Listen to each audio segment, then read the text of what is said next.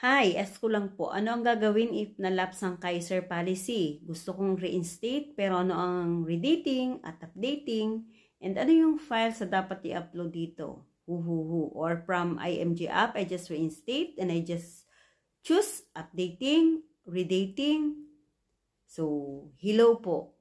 Tama ang decision mo. I-reinstate mo yung Kaiser mo. Para sa question mo, ano ang redating at updating? Ito po yun. Redating, dito isang premium lang ang babayaran mo. For example, plan 100 ka, 1 year kang nalapse, monthly ang mode of payment mo. So, hindi mo kailangan babayaran lahat ng utang mo sa loob ng isang taon. Isang premium, meaning 5,882 at need mong mag-add ng 300 pesos para sa reinstatement fee. So, kapag redate, plan 100, 5,882 plus 300 equals 6,182 lang ang babayaran mo. But dahil di mo nabayaran ang mga utang lahat, mag-a-adjust ngayon ang maturity mo. Kaya nga tinawag na redate. Kapag naman update, open mo lang yung OPMS mo, mababasa mo sa loob yung link para makita mo yung total na babayaran mo.